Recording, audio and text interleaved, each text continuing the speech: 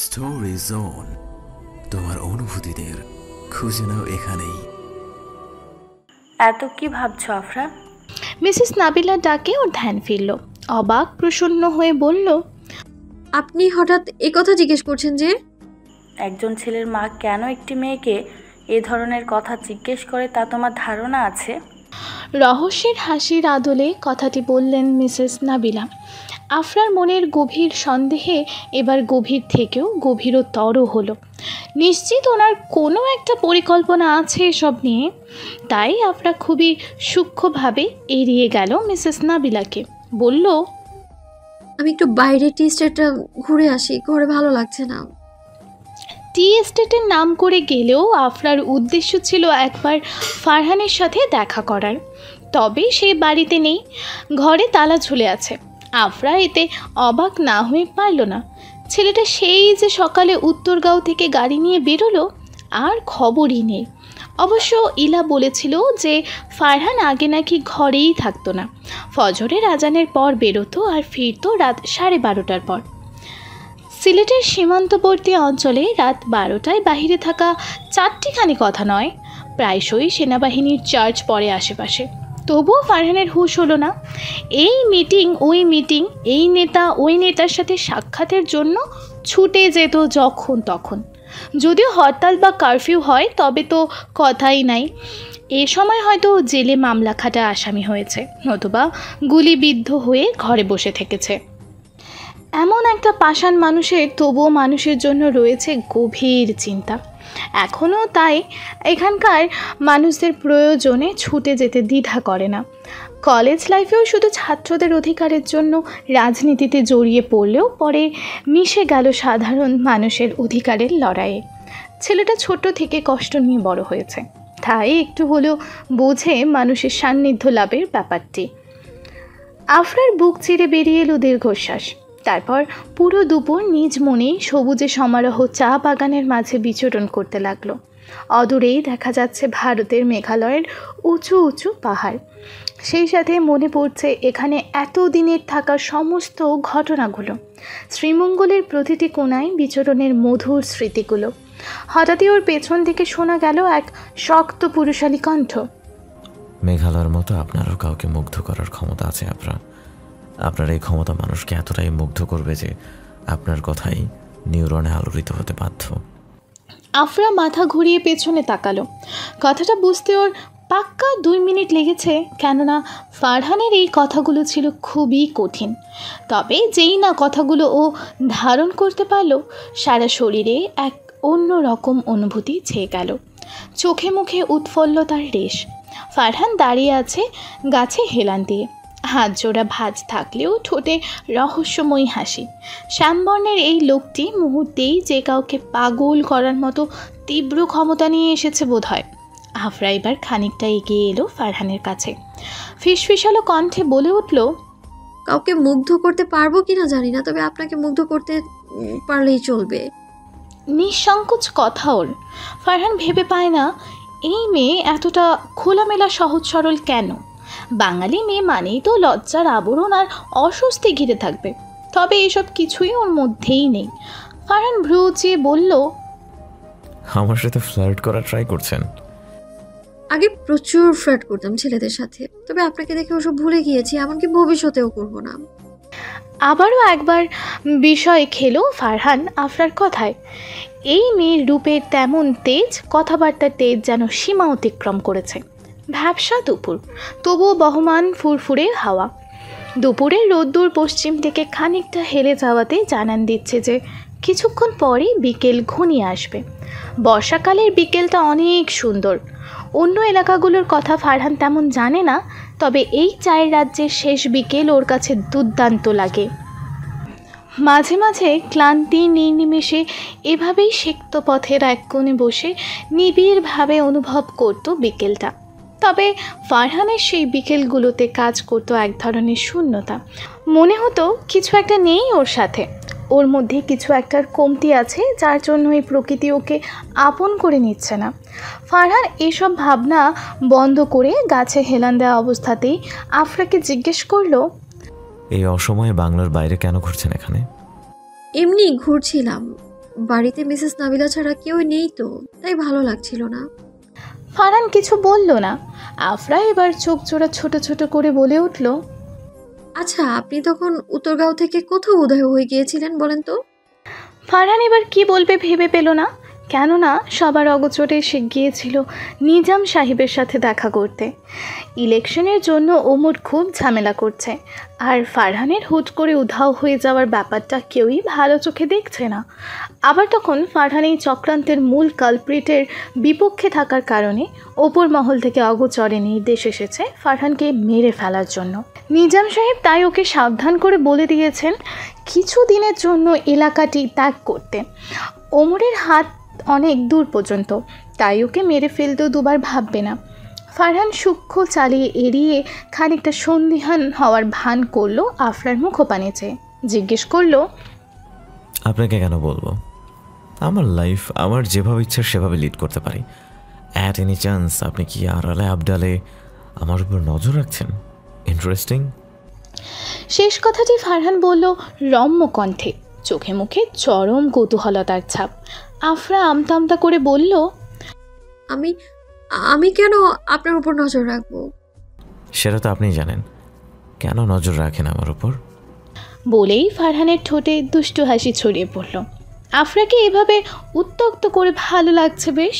ফারহান জানে আফরা ওর প্রতি দুর্বল, আর এর সুযোগটা নিতে ফারহান কখনোই বিলম্ব করে না। আফরা মুখ ফুলিয়ে বলল, এমন কিছুই না, আমি আমি তো এমনিতে জিজ্ঞেস করেছিলাম। আমায় নিয়ে আপনার একটু বেশি চিন্তা আফরা। শুনুন, আপনি এখানে আমার জন্য চিন্তা করতে আসেননি, এসেছেন ঘোরাফেরা করতে। আর আপনি সেরকম কিছু না করে আমার পেছনে পড়ে আছেন। উফ, you are too much silly girl Afra. আফরার রাগে অপমানে মুখ কালো হয়ে গেল, একই সাথে নিজেকেও অবাধে গালি দিতে মন চাইছে। আগে তো ও এমন ছিল না, তাহলে এখন এমন টিনেজারদের মতো আচরণ করছে কেন ফারহানের সামনে? যতবারই ও চেষ্টা করে নিজেকে রিপ্রেজেন্ট করতে, অমনি সব ধূলিসাৎ হয়ে যায়। মানুষের কাছে এতটা প্রশংসা পেয়ে কী লাভ যদি পছন্দের মানুষটার সামনেই হাসির পাত্র হতে হয়? আফরা এবার রাগে দুঃখে বাংলোর দিকে ফিরে যেতেই ফারহান ওর হাতের কবজি চেপে নিজের কাছে নিয়ে আসলো। মিহি কণ্ঠে বলল, এত রাগ কোথায় রাখেন আপনি? খালি কথা কথা ভূতের মতো এদিক ওদিক চলে যান। আবারও আফরার এবার ইচ্ছে করছে ছেলেটাকে কাঁচা চিবিয়ে খেয়ে ফেলতে। ফারহান ভ্রু উঁচিয়ে বলল, রাগ হচ্ছে আমার উপর? অনেক। ইচ্ছে করছে আমায় একেবারে চিবিয়ে খেয়ে ফেলতে? তাহলে তো আপনার রাগ ঠান্ডা করতে হয় দেখছি। তো যাবেন আমার সাথে? কোথায় যাব? গেলে না হয় দেখতে পাবেন। It's a surprise miss weird girl. শেষ কথাটি ফারহান বলল আফরার কানের কাছে ফিসফিসে, একেবারে হৃদয় বিদীর্ণ কণ্ঠে। আফরার সারা শরীরে অদ্ভুত শিহরণ খেলে গেল এতে। আকাশ জানান দিয়েছে এখন বিকেলের প্রহর। রোদের হালকা মিষ্টি আলো ফারহানের মুখটা সোনালি রঙে রাঙিয়ে দিয়েছে। কী ঘোরতর সেই দৃষ্টি! আফরার মনে হলো এই লোক নিজের চাহনি দিয়ে একেবারেই মেরে ফেলবে ওকে। মাথার ওপরের গাছ থেকে ঝরে পড়েছে ছোট্ট শিউলি ফুল। আফরা মাথা নাড়ালো। হঠাৎ ফারহান ওকে যেখানে নিয়ে যাবে সেখানে যেতেই ও রাজি। শ্রীমঙ্গলের প্রতিটি পথ প্রান্তরে সে নাম লেখাবে ফারহানের সাথে। ফারহান গাড়ি থামালো কালীঘাট রোডে 14 রাইফেলের ব্যাটালিয়নের ক্যান্টিনে। আশেপাশে অনেক মানুষের সমারোহ, বেশিরভাগই পর্যটক বললে চলে। এতে খানিকটা অবাক হলো আফরা, কেননা ফারহান সচরাচর পর্যটক স্থান যেখানে মানুষদের আকর্ষণ বেশি সেখানে নিয়ে যায় না। ফারহান এমন জায়গাগুলোতেই নিয়ে যায় যেখানে মানুষের সমাগম কিছুটা কম হলেও সুন্দর মোহনীয় পরিবেশে প্রকৃতিকে এক অন্যভাবে উপভোগ করা যায়। আফরা গাড়ি থেকে নেমে পরখ করে নিল আশপাশ। সূর্য পশ্চিম আকাশে ঢলে যাওয়ার পর নেমে গিয়েছে আঁধার, তবুও আলোর সমারোহ কালীঘাট রোডটি অনন্য লাগছে দেখতে। আফরা এবার জিজ্ঞাসু দৃষ্টিতে তাকালো ফারহানের দিকে, বলল, এখানে আমায় কেন নিয়ে এসেছেন ফারহান? ওই যে তখন বললাম না, আপনার মুড ভালো করার জন্য নিয়ে এসেছে। ফারহানের নিষ্প্রভ কণ্ঠ। মনে মনে চরম বিরক্ত হলো আফরা। একে তো ফারহান পুরোটা পথে কোনো কথা বলেনি, আর আফরা এই প্রশ্নটা করার পর বরাবর একই উত্তর দিয়ে যাচ্ছে। আফরা এবার কৌতূহল নিয়ে অন্যত্র তাকালো। এই লোকের সাথে কথা যত কম বলা যায় ততই ভালো, নাহলে তেরা তেরা উত্তর দিয়ে মাথা বিগড়িয়ে ফেলবে। ফারহানের পিছু পিছু আফরা একটি চায়ের দোকানের সামনে এলো। নাম নীলকণ্ঠ টি কেবিন। শ্রীমঙ্গলের অন্য 4-5টা চায়ের দোকানের মতো এটি না, বেশ সুন্দর আর পরিপাটি করে সাজানো এই দোকানটি। ফারহান এক কোণে বসে পড়ল এবার, সেই সাথে আফরাও। আফরা এবার জিজ্ঞেস করলো, আমরা কি এখানে চা খেতে এসেছি? হ্যাঁ। আপনার তো জানার কথা যে আমি চা তেমন একটা খাই না। ফারহান মিহি হেসে হাতের মোবাইলটা আর হাত ঘড়িটা খুলে সামনের টেবিলে রেখে দিল। আজ আবহাওয়াটা ঠান্ডা, তাই ফারহানের শীতল রূপে বেশ আকর্ষণীয় লাগছে। ঠোঁটে এক ধরনের চাপা হাসি। ফারহান একটু টেবিলে ঝুঁকে আফরার চোখে মনোনিবেশ করলো, বলে উঠল, চায়ের দেশে এসেছেন আর চা খাবেন না, তাকে সম্ভব? আর আপনার মুড ভালো করার জন্য এই খ্যাতনামা নীলকণ্ঠ টি কেবিন এর 7 রঙের চা হলো বেস্ট। আপনার তো এমনিতেও আকাশের মতো মুড, এই ভালো থাকেন তো এই জ্বলন্ত আগ্নেয়গিরির মতো পারলে আমায় ঝলসে ফেলেন। এখন চা কি খাবেন, নাকি ওই ব্রয়লার আমেরিকানদের মতো কফি কফি করে বেড়াবেন? আফরার মুখে কিঞ্চিত রাগের আভাস। অপমানে থমথম করছে ওর মুখশ্রী। ফারহান কি সিরিয়াসলি ওর রাগ ভাঙানোর উদ্দেশ্যে এখানে এসেছে, নাকি রাগের মাত্রা আরও দ্বিগুণ বাড়িয়ে দেওয়ার জন্য এখানে এনেছে? আফরা এবার দাঁতে দাঁত চেপে বলে উঠল, ফাইন, তো ভালো করুন আমার মুড, ফটাফট চা আনতে বলুন। ফারহান মিহি কণ্ঠে গুড গার্ল সম্বোধন করলো আফরাকে। তারপর একজনকে নিয়ে আসতে বলল 2 কাপ সেই বিখ্যাত 7 রঙের চা। আফরা এবার কটাক্ষ গলায় বলল, যদি চা খেয়ে আমার মাথা ঠান্ডা না হয় আপনার মাথা খেয়ে ফেলবো আমি, কিন্তু রিমেম্বার দ্যাট। দেখা যাবে। অল্প সময়ের ব্যবধানে হাফ প্যান্ট আর টি শার্ট পরা এক কিশোর ট্রেতে করে নিয়ে এলো চা। আফরা সেদিকে ধ্যান না দিয়ে মোবাইল স্ক্রল করছিল, কিন্তু যেই না চায়ের গ্লাসটির দিকে তাকালো অমনি স্তব্ধ হলো সে। চা বলতে আফরা যেমনটা ধারণা করেছিল এই রূপ আর রং একেবারেই ভিন্ন। অবাক প্রসন্ন গলায় সে ফারহানের উদ্দেশ্যে বলল, এটা কি? আপনার বিক্ষিপ্ত মন ভালো করার ঔষধ। ফারহানের টনক নাড়ানো কণ্ঠে আর চায়ের দিকে তাকিয়ে আফরা যেন বাকরুদ্ধ হয়ে গেল। একটা নর্মাল গ্লাসে চায়ের পরপর 7টা লেয়ার আছে, যেটার কালার আর টেস্ট দুটোই ভিন্ন। আফরা সেটা গুনেও দেখল ভালো করে। ফারহান আফরার এক্সপ্রেশন দেখে চা বোঝার বুঝে নিয়েছে, তাই বসার চেয়ারে আর একটু আরাম করে নিজের শরীর এলিয়ে দিল। বলল, first impression can be the last impression. আপনার চেহারা দেখে বোঝা যাচ্ছে আপনার ভালো লেগেছে, তাই এইভাবে চোখ দিয়ে না খেয়ে টেস্ট করে দেখুন কেমন লাগে এটা। আফরার কথা অনুযায়ী করলো তাই। 7টা লেয়ারের একটার টেস্টও অন্যটার সাথে মিল নেই। শুরুতে একটু তেতো লাগলেও পরে জিনিসটা ভালো লাগলো আফরার। প্রসন্ন হয়ে বলে উঠল, ইমপ্রেসিভ। বাহিরের পথ ধরে আনাগোনা চলছে হাজারো যানবাহনের। অদূরেই একটা ছোট্ট মার্কেট আছে, যেখানে বার্মিজ আর ইন্ডিয়ান নানা ধরনের তৈজসপত্র পাওয়া যায়। ফলে মানুষের শোরগোল কম নয়। আফরার কেন যেন ভালো লাগলো এসব। শ্রীমঙ্গলে এসেছে আজ অনেক দিন তো হলো, কিন্তু এখানে মানুষ একেবারেই কম। আর আফরা এত জনমানবহীন জায়গায় বসবাস করে অভ্যস্ত না কখনোই। আফরার হঠাৎ মনে পড়তে লাগলো আমেরিকাতে থাকাকালীন দিনগুলোর কথা। রাতে এই সময় প্রায়ই সে পার্ট টাইম জব শেষ করে বেরিয়ে পড়তো ওয়াশিংটন ডিসির ব্যস্ততম সড়কগুলো বিচরণ করতে। আফরা ছিল বাউন্ডুল্লে ধরনের মেয়ে।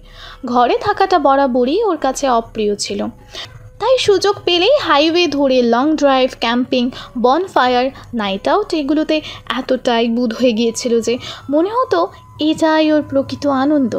এতেই বুঝি মানুষের সুখ নিহিত থাকে। এই ভালোবাসা, কেয়ার, অনুভূতি এগুলো মোহ ছাড়া আর কিছুই না। আর আজ এই আফরা নিজেকে কল্পনা করলেই অবাকের ওপর অবাক হয়।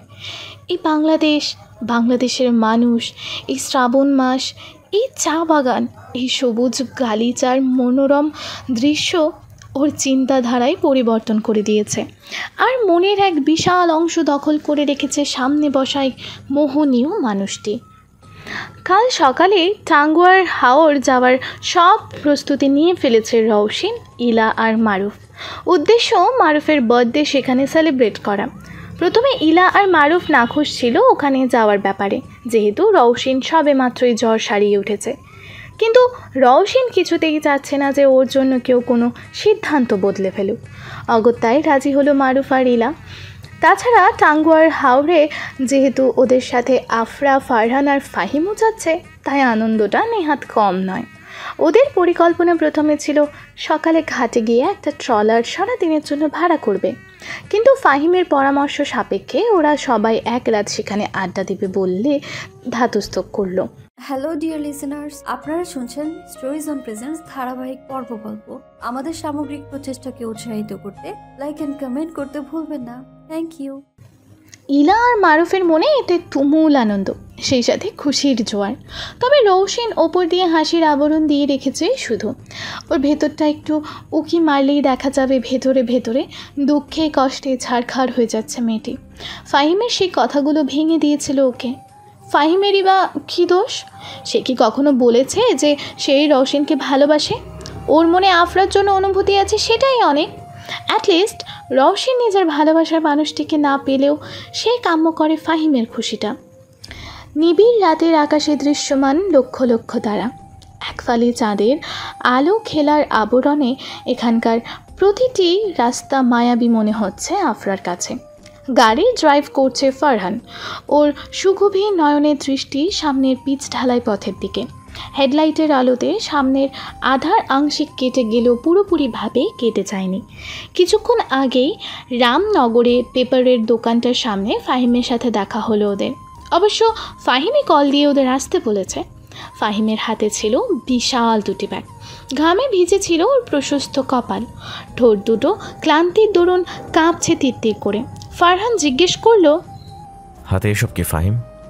কালকে হাওড় যাচ্ছি না, ওসবের জন্য কিছু জিনিস কিনলাম। খালি হাতে গেলে ইলা গলা টিপে মেরে ফেলতো আমায়। আফরাকে দেখা মাত্রই অবাক হলো ফাহিম। জিজ্ঞেস করলো, আফরা, আপনি এখানে যে? আফরা কিছু বলতে যাবে তার আগেই ফারহান বলে উঠল, আমি নিয়ে এসেছি ওকে। কেন, কোনো সমস্যা ফাহিম? ফারহানের নিদারুণ কণ্ঠ। সচরাচর ও এমনভাবে কখনোই ফাহিমের সাথে কথা বলে না। মিসেস নাবিলা বা মিস্টার ইফাজের সাথে ফারহানের যেমনই সম্পর্ক হোক না কেন, ফাহিমের সাথে ওর বন্ডিং প্রচণ্ড ভালো। তবে এই প্রথম একটি বিশেষ কারণে ও এড়িয়ে যাচ্ছে ফাহিমকে। কারণটির নাম আফরা। ফারহান জানে না ফাহিমের সাথে আফরাকে দেখলে ওর মনে এত অস্থিরতা বিরাজ করে কেন। তবে যেই দিন থেকেই ফারহান জানতে পেরেছে যে ফাহিম পছন্দ করে আফরাকে, তখন থেকেই ও যেন প্রচণ্ড বিচলিত মনে করে নিজেকে।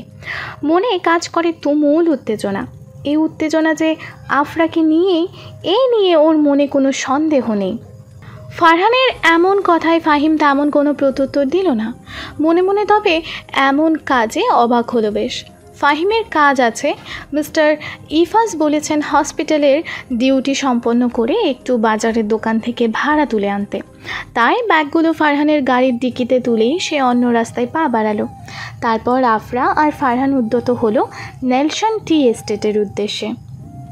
কালীঘাট রোড থেকে নেলসন টি এস্টেটে যাওয়ার পথে আর একটা টি এস্টেট পড়ে, নাম নূরজাহান টি এস্টেট। সিলেট বিভাগের অন্তর্গত এই নূরজাহান টি এস্টেট এখানকার সবচেয়ে বড় টি এস্টেটগুলোর মধ্যে একটি। আসলে এটার পরিধি বিশাল, যা রাতের আধারে বাহির থেকে দেখলেই ভালো মতো বোঝা যাচ্ছে। আফরা এবার ঘাড় বাঁকিয়ে ফারহানের দিকে তাকালো। ফারহান বলল, কিছু বলবেন? আফরা দীর্ঘশ্বাস ফেলে। মনে মনে আওড়িয়ে নেয় একটু শান্তি মতো এই ছেলেটার রূপ উপভোগ করতে পারবে না। কথাটি অন্যদিকে ঘোরানোর জন্য সে বলল, আপনি কি কাল সত্যি যাচ্ছেন আমাদের সাথে হাওড়ে? যাওয়ার তো ইচ্ছে ছিল না। তাহলে এখন যাওয়ার ইচ্ছে হলো কেন? ফারহান ড্রাইভ করতে করতেই একবার মাথা ঘুরিয়ে দেখে নিল আফরাকে, তারপর গম্ভীর কণ্ঠে বলে উঠল, আপনার জন্য? ফারহান হয়তো কল্পনাও করতে পারবে না যে ওর এই কথাটি কত গভীর প্রভাব ফেলেছে আফরার মনে। আফরা হতভম্ব নিষ্প্রভ, কেননা ও কল্পনা করতে পারেনি এমন উত্তর ফারহান দেবে। আফরার চোখের পলক ফেলা যেন বন্ধ হয়ে গিয়েছে এমন হৃদয়ঘাতী কথায়। নিশি রাতে বহমান ফুরফুরে বাতাস, অদূরে লম্বা ডানা মেলা গাছগুলো ঝাঁপ দিয়ে চলেছে নিজের ডালপালা। ফারহান নামক এই পুরুষটি আফরার কাছে এই ডানা ঝাপটানো গাছগুলোর মতোই মনে হচ্ছে এখন। আফরা বিড়বিড়িয়ে বলে উঠল, আপনার পাগলামোগুলো এখন দৃশ্যমান আমার কাছে ফারহান। খুব শীঘ্রই আমার জন্য আপনার এই পাগলামো আমার নিজের কাছেও প্রকাশ পাবে। আমি জানি না কেন আপনি আমার নিজে থেকে দূরে সরিয়ে রাখছেন, তবুও আমি জানি এটা আপনি বেশি দিন পারবেন না, কারণ প্রেম কখনোই লুকিয়ে রাখা যায় না। আর আমি তো আপনার দুর্বলতা, সেটা তো লুকিয়ে রাখা অসম্ভব। আজ ভোরে পাখির কলকাতানো সংকেত দিচ্ছে এই তো সময় ঘনিয়ে এসেছে টাঙ্গুয়ার হাওড়ে যাওয়ার। পিটপিট করে চোখ খুলল আফরা। মুখের ওপর পূব দিকের বারান্দা ভেদ করে আছড়ে পড়ছে রোদ্দুর। সকালবেলা সীমান্তবর্তী এই পূর্ব দিকটা অনন্য সুন্দর মনে হয় আফরার কাছে। রোদ্দুরের আনাগোনা দেখলে মনে হয় যে সূর্য বুঝি বাংলাদেশে ওপারে থাকা ভারতের মেঘালয়ের পাহাড়গুলোর সাথে রৌদ্রময়ী লুকোচুরি খেলছে। এসব কিছু দেখেই আফরার মন প্রসন্ন হয়ে গেল। টাঙ্গুয়ার হাওড়ে যাওয়ার ডেট পিছিয়ে গিয়েছে বিশেষ কারণে, আর এর মধ্যে হয়ে গেছে অনেক কিছু। অনেক দিন পরও একটা শান্তির ঘুম দিয়েছিল। ফারহানের সাথে কাটানো সময়গুলো খুবই সাধারণ প্রেক্ষাপটের ভিত্তিতে মনে হলেও ওর কাছে এগুলো অনেক বিশেষ স্মৃতি। আফরা হন্তদন্তভাবে উঠে ফ্রেশ হয়ে নিল। ইলার রুমে গিয়ে দেখলো ইলাও ঝড়ের গতিতে রেডি হচ্ছে। মেয়েটা বরাবরই লেট লতিফ, কোনো কাজ সময় মতো করা একেবারে অসম্ভব ওর জন্য। ইতিমধ্যে ফাহিম আর মারুফ থেকে বেশ কয়েকটা ঝাড়িও খেয়ে ফেলেছে। আফরা তপ্ত শ্বাস ফেলে ইলার উদ্দেশ্যে বলল, তুমি জানো যে লেট করলে ফাহিম তোমায় বকবে, তাহলে এত লেট কেন করলে? আর আপু বইল না, ঘুমটা কাটাতেই পারছিলাম না। আর কতক্ষণ লাগবে তোমার? ফাহিম ডাকছে তো। এই তো হয়ে গেছে, তুমি নিচে যাও ওদের কাছে, আমি আসছি। আফরা তারপর নিচে ড্রয়িং রুমে পা বাড়ালো। আজ আফরা একটা বেগুনি রঙের সালোয়ার কামিজ পরেছে। এই জামাটি আফরা নিয়েছে ইলার কাছ থেকে। আফরা সালোয়ার কামিজে অভ্যস্ত না, ওর মনেও পড়ে না ও লাস্ট সালোয়ার কামিজ কবে পরেছিল। তবে এই বেগুনি রঙটা ওর ফর্সা গায়ে মারাত্মকভাবেই ফুটে উঠেছে।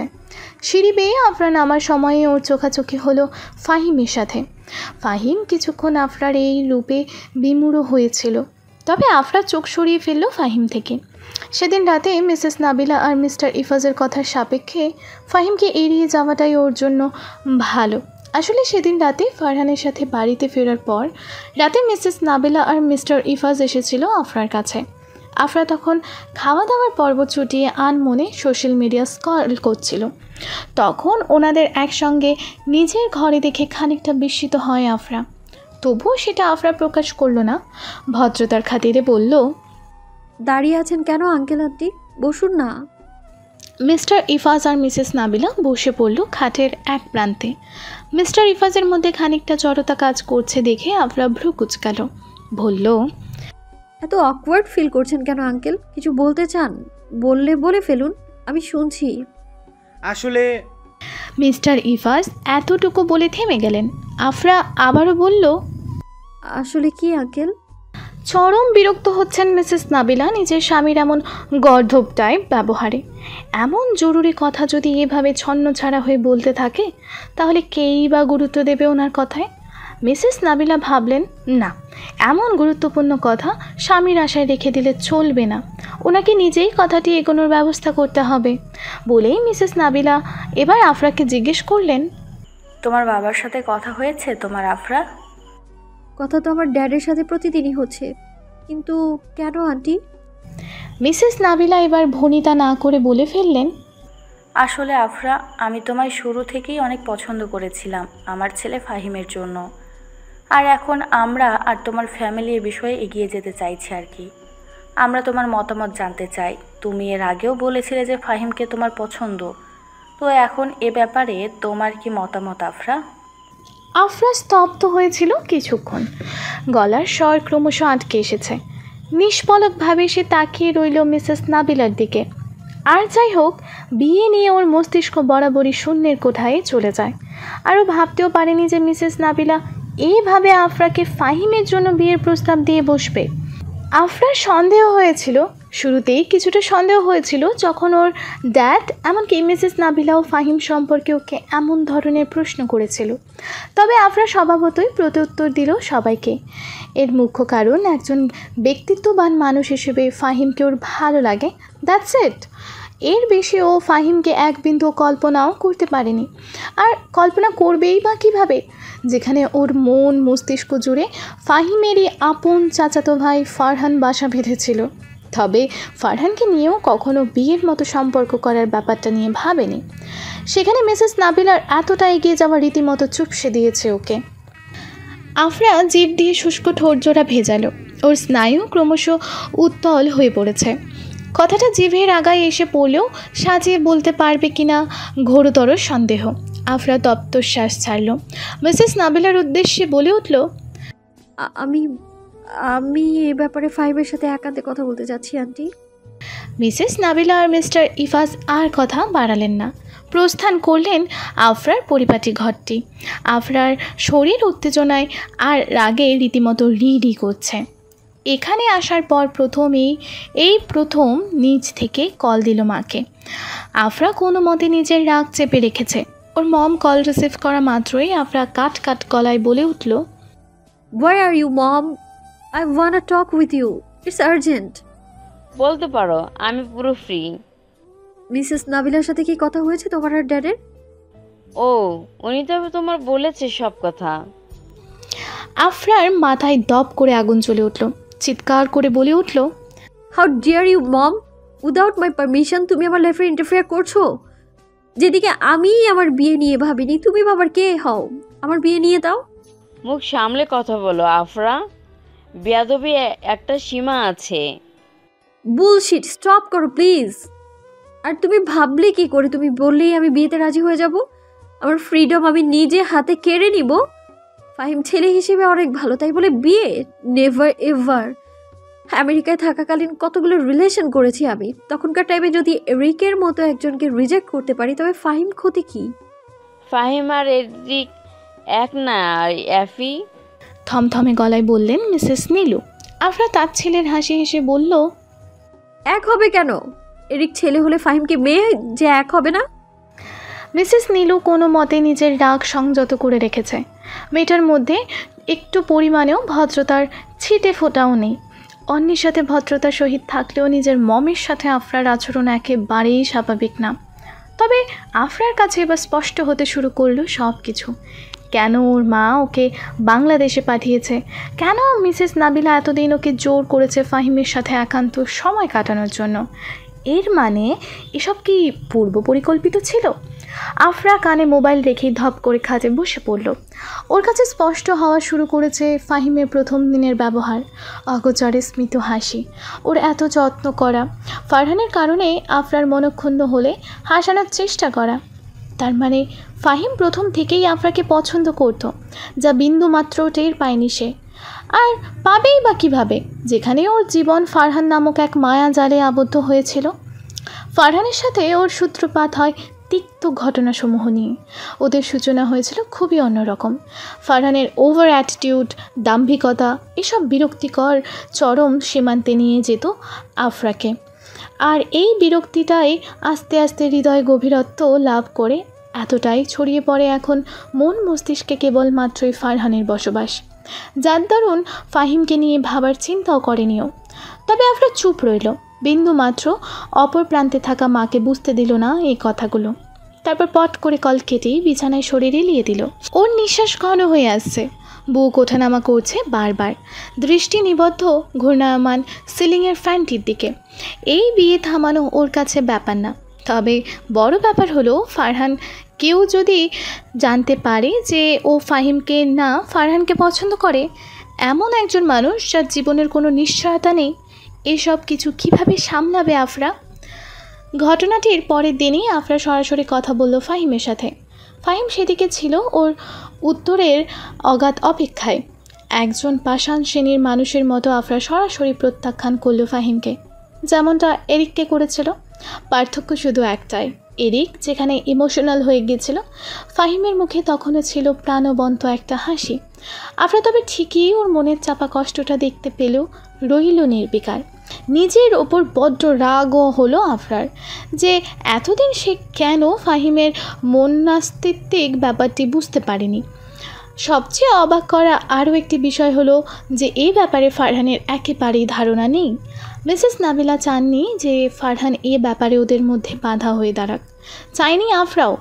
কেননা ফারহান যদি একবার জানতে পারে যে আফরা আর ফারহানেরই নিজের আপন চাচাতো ভাই ফাহিমের ব্যাপারটি বিয়ে পর্যন্ত এগিয়ে গিয়েছিল, তবে ফারহান আর যাই হোক আফরার কাছাকাছি কখনোই আসার চেষ্টা করবে না। পেরিয়ে গেল 48 ঘন্টা, কিন্তু আফরা আর ফাহিমের সাথে এ ব্যাপারে কোনো কথা বলেনি। তবে ফাহিমের মনে খচখচানি ছিল যে ঠিক কোন কারণে আফরার অমত হয়েছিল এই বিয়েতে। ও তো চাইলেই সময় নিতে পারত, কিন্তু সরাসরি নাকচ করাটাই বেশ ভাবিয়ে তুলেছে ফাহিমকে। তবে সে আফরাকে জিজ্ঞেস করলো না এ ব্যাপারে। স্টোরি জোন, তোমার অনুভূতিদের খুঁজে নাও এখানেই।